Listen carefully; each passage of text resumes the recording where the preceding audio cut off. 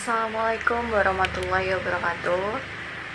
Hari ini saya akan membahas mengenai permasalahan pendidikan di negara Indonesia dengan negara Korea Selatan terkait dengan kurikulum.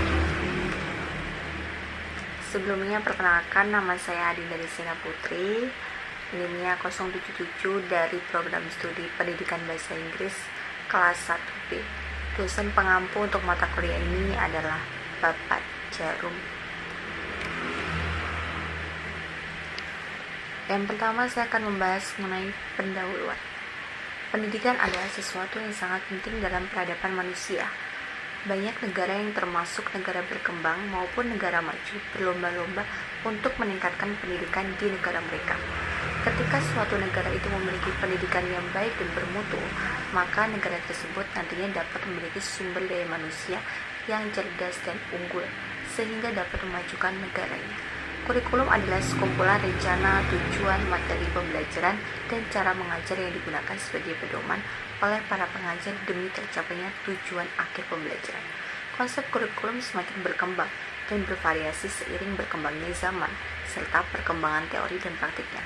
Di sini saya akan menjelaskan mengenai kurikulum yang ada di negara Indonesia dengan negara Korea Selatan. Yang kedua, kurikulum dua negara. Untuk pertama, Indonesia. Indonesia memiliki perubahan kurikulum setiap ada pergantian Menteri Pendidikan, sehingga mutu pendidikan Indonesia belum memenuhi standar mutu yang jelas dan mantap.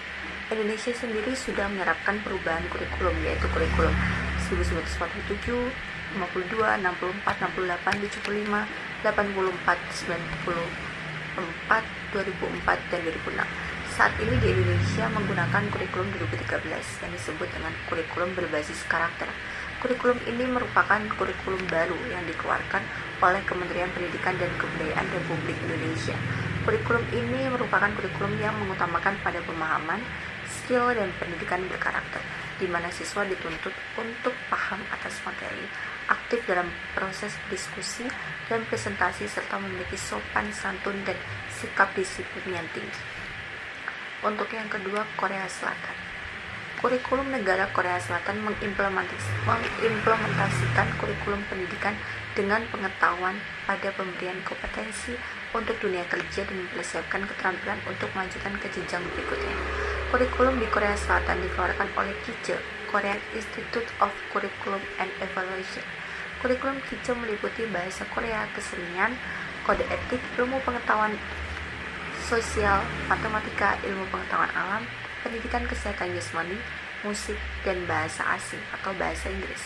Pada tahun 1970-an di Korea Selatan dilakukan reformasi pendidikan dengan mengkoordinasikan pembelajaran teknik dalam kelas dan pemanfaatan teknologi. Selanjutnya adalah karakteristik kurikulum. Yang pertama, Indonesia. Indonesia memiliki karakteristik sendiri. Yang pertama, KBK memiliki karakteristik yaitu pada ketercapaian kompetensi siswa baik secara individu maupun klasikal berorientasi pada hasil belajar dan keberagaman. Pengajaran dan pembelajaran menggunakan pendekatan dan metode yang bervariasi. Bukan hanya guru, tetapi juga sumber belajar lain untuk proses belajar dalam upaya penguasaan atau penguasaan kompetensi. Yang kedua, karakteristik KSP. Bisa diketahui dengan bagaimana sekolah dan satuan pendidikan dapat mengoptimalkan kinerja, proses pembelajaran, pengelolaan sumber belajar, profesionalisme tenaga kependidikan, serta sistem penilaian. Yang ketiga, karakteristik kurikulum 2013 yaitu peningkatan pola pikir, memperkuat tata kelola kurikulum, pendalaman dan perluasan materi, meningkatkan proses pembelajaran dan penyesuaian antara apa yang diinginkan dengan apa yang dihasilkan, berpusat pada peserta didik dan bertujuan untuk mempromosikan otonomi dan kreativitas siswa. Untuk karakteristik kurikulum Korea Selatan, karakteristik kurikulum ini dilaksanakan dalam beberapa jenjang, yaitu jenjang pendidikan dasar, pendidikan menengah, dan pendidikan tinggi, bertujuan untuk memantau dan meningkatkan kualitas pendidikan di sekolah dasar dan menengah. Yang terakhir adalah penutup.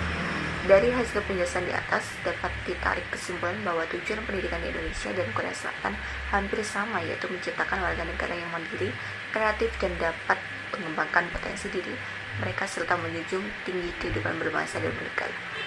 Masih ada saja perbedaan pada jenjang pendidikan di kedua negara. Di Korea Selatan, jenjang pendidikan menengah ada sekolah khusus yang disiapkan untuk para siswa yang ingin melanjutkan ke jenjang perguruan tinggi. Sedangkan di Indonesia masih belum begitu jelas. Kurikulum yang ada di Korea Selatan telah mengalami reformasi dengan menekankan pada bidang teori dan pemanfaatan teknologi. Sedangkan di Indonesia saat ini kembali menggunakan KTSP yang lebih memberikan kewenangan kepada sekolah untuk menyusun kurikulumnya sendiri dengan tetap memperhatikan tata tertib dari pemerintah. Presentasi dari paper yang sudah saya buat, ada satu quotes, yaitu hanya pendidikan yang bisa menyelamatkan masa depan. Tanpa pendidikan, Indonesia tak mungkin bertahan. Salah satu quotes dari Kak Najwa Shihab. Sekian dari saya. Wassalamualaikum warahmatullahi wabarakatuh.